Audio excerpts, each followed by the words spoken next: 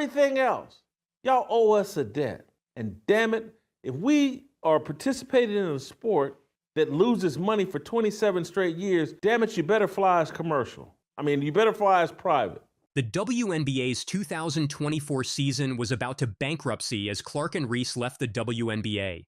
Clark and Angel Reese played in the league. Everyone thought we'd see the sport reach new heights. And in many ways, it did. But here's the kicker. The New York Post just dropped a bombshell, claiming the league's about to take a $40 million hit this season. Talk about a plot twist. Let's break it down. Since these two superstars hit the court, we've seen some crazy good results. Sold-out crowds? Check. Merchandise flying off the shelves? You bet.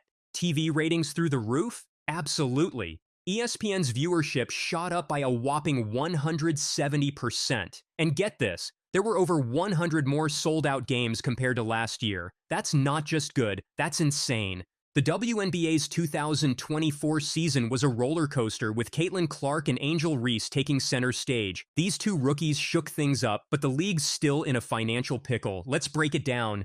Since the Marina Mabry trade, and she has stepped up her game in that opportunity. Clark for three, rattles it around for her first deep shot. Well, she's definitely taken that golden advice, recently being the first WNBA player that has recorded consecutive 20-plus point rebound games. I saw that online. Look, she plays hard. I like the way she plays. I love her. I love the way Clark is playing. Clark and Reese faced off 4 times when the Indiana Fever met the Chicago Sky. Clark's team came out on top, winning 3 out of 4 games. Clark played all 40 games this season, while Reese managed 34 before a wrist injury sidelined her. Looking at the numbers, Clark's got the edge in most areas. She averaged 19.2 points, 5.7 rebounds, and 8.4 assists per game. Reese, known for her rebounding skills, averaged 13.6 points and a whopping 13.1 rebounds per game. Clark shot better too, with a 41.7% field goal percentage and a 34.4% three-point percentage. Reese shot 39.1% from the field but struggled from behind the arc, hitting only 18.8% of her threes. For the whole season, Clark racked up 769 points, 337 assists, and 53 steals. Reese totaled 462 points and led the league in rebounds with 446. She even set a record for most rebounds in a single season before an injury cut her run short. They get a gift sent to them called Clark. She is sprinkling magic all around the WNBA, making a sport that no one likes likable and watchable. And instead of showing any gratitude towards Clark, they have set out to destroy Clark. This is what women do. So what's the deal? Why is the league still losing cash? Well, they were bracing for a $52 million loss when the season kicked off. But let's be real, that's still a lot of money to lose. They have so little understanding of who actually built the league that they're playing in, who's carried the weight of the league that they're playing in, who has financed their charity league. They have no gratitude towards those people. The WNBA's problem? It's just not raking in enough dough to turn a profit. They're pinning their hopes on a $2.2 billion media rights deal that's set to kick in during the 2026 season. But even with that, the numbers aren't adding up. Reflecting back on Clark's rookie season, I have honestly never seen a company fumble the bag so hard like the WNBA fumbled Clark. League exec spilled the tea to the New York Post, saying, WNBA owes the NBA so much we won't see any windfall for years. Now, with the Indiana Fever, Clark's team, out of the playoffs, and Chicago Sky dealing with Reese's injury, the league's immediate future isn't looking too rosy. It's like the basketball gods decided to throw a wrench in the works, just when things were getting good. But let's talk about Angel Reese for a second. She recently opened up about her WNBA salary, and it's not pretty. It doesn't cover my bills, she said. When one of your biggest stars is saying they can't make ends meet, you've got a problem. The WNBA is banking on more players like Clark and Reese to help them break free from the NBA's shadow. It's a tall order, but crazier things have happened in sports. So, what's the takeaway here? The WNBA's in a weird spot. On one hand, they've got these incredible players bringing in fans and making the game more exciting than ever. On the other, they're still hemorrhaging money like there's no tomorrow. It's like they're stuck in this bizarre limbo, too successful to ignore, but not quite successful enough to stand on their own 2 feet. The big question is, can they keep this momentum going? Can they find a way to turn all this buzz into cold, hard cash? Or are they going to be stuck playing second fiddle to the NBA forever? One thing's for sure, the WNBA's got some serious thinking to do. They've got the talent and they've got the fans, now they just need to figure out how to make the dollars make sense. In the meantime, Clark is about to travel for the Europe League, and who knows, maybe her star power will be enough to push the WNBA over the edge and into profitability. But for now, the league's future is as unpredictable as a basketball bouncing on the rim. Will it fall in or bounce out? Only time will tell. But one thing's for sure, with players like Clark and Reese on the court, it's going to be one hell of a game to watch. With the WNBA season ending for many teams, there are already so many players heading overseas to play during the off-season. But with all of the drama currently surrounding the WNBA, on top of the low-paying salaries, some of these players are questioning if they'll even return. Caitlin Clark's decision to join the EuroLeague has sent shockwaves through the basketball world. The WNBA's biggest star is packing her bags for Europe, and the WNBA could be in trouble. Clark, who brought a lot of attention with her amazing rookie season and exciting rivalries, is now juggling between Europe and the WNBA. With her focus divided, the league faces a serious challenge to keep fans engaged. They get a gift sent to them called Caitlin Clark.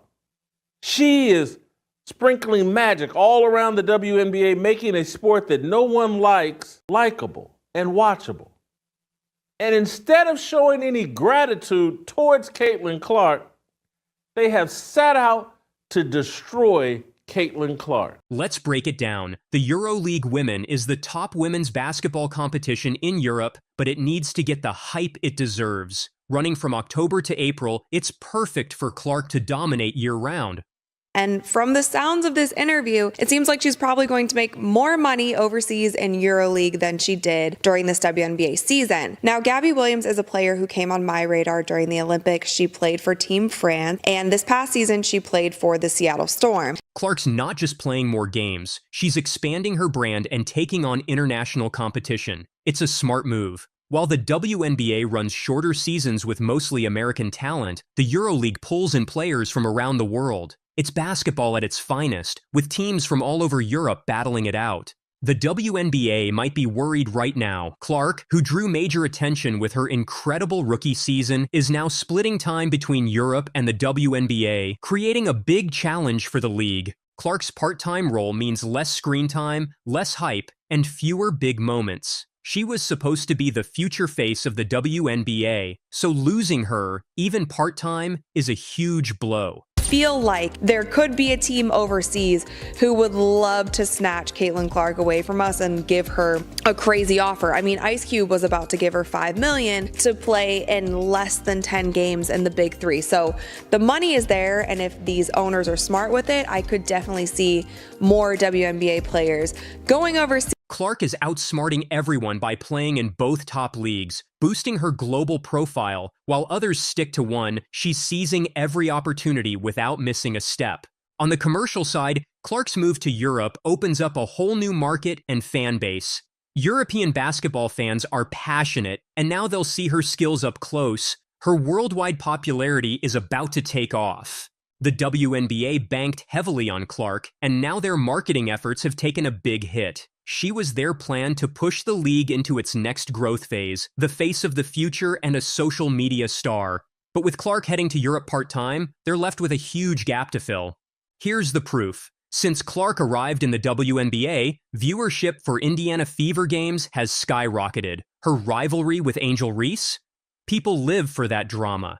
Her deep threes? Viral gold. The WNBA has been riding the Clark wave. But with her balancing time between leagues, those jaw-dropping moments will be fewer and far between. Look at his rookie salary, which was around $55 million for 4 years, and then you look at Caitlin Clark's $38,000 salary that she signed for 4 years.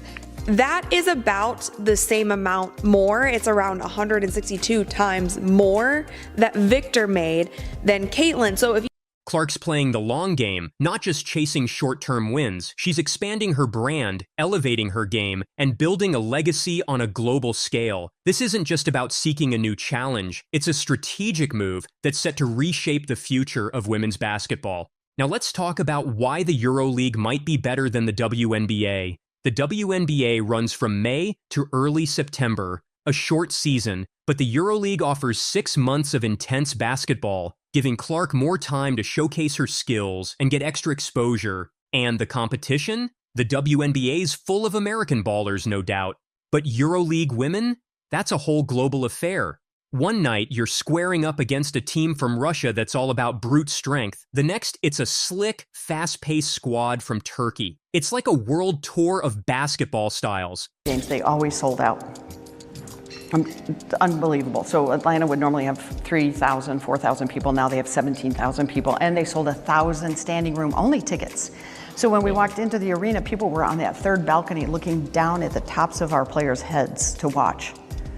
Sure, the WNBA's got the bright lights and social media buzz, but EuroLeague women, it's a different beast. They're not about the flash, they're about the fundamentals. It's basketball purist paradise. It's less about who can sink the most threes from 30 feet out, and more about team play, precision, and executing strategies to perfection. Let's not overlook the history and prestige. The EuroLeague has been around since 1958, showcasing the best women's basketball talent for over 60 years. When Clark steps onto that court, she's not just playing another game, she's becoming part of basketball history. When it comes to money, EuroLeague's top players earn between $60,000 and $500,000 per season, and that's just the base range. Big stars like Diana Taurasi even made $1.5 million playing in Russia. Compare that to the WNBA's 2024 max salary of $241,984. EuroLeague doesn't just stop at salary. Many European clubs cover taxes, housing, transportation, and meals. So when your rent, car, and even dinner are handled, that salary stretches way further than it would in the States. Biggest team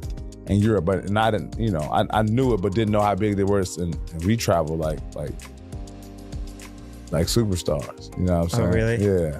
That sounds like a dream. Traveling around Europe, playing basketball. Like we went to Paris played in Paris for the EuroLeague championship. Here's the twist. Clark isn't shutting the door on the WNBA. She's still keeping the option open for a return, which says a lot about her character, not just as a player, but as a person. She could have walked away and focused solely on Europe, but that's just not who she is. Instead, she's giving the WNBA another shot, almost daring the league to step up its game. It's like she's saying, I'm still here, but you need to improve. After everything, the fact that she's still open to returning is an opportunity the WNBA can't afford to mess up.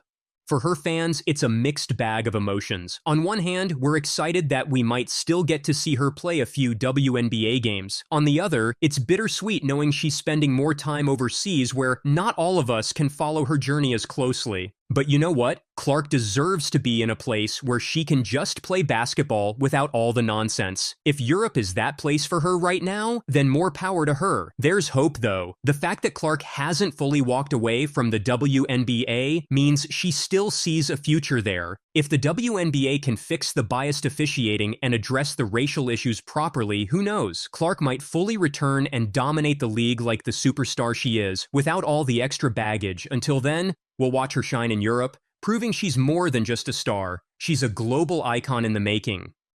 If you want to have a league that makes money and pays you millions of dollars, come over here to the XX League. Why will they listen? I've already told you. They need leverage in their collective bargaining agreement negotiations. The basketball world is buzzing with shocking news that could change the game. The EuroLeague is ready to make a huge offer to Caitlin Clark, tempting her to leave the WNBA. This move could leave the WNBA without its biggest star. This is all orchestrated, what they're doing. None of this is on accident. It is absolutely, every bit of it is orchestrated. And it goes beyond trying to destroy Caitlin Clark. The real agenda is to destroy free speech.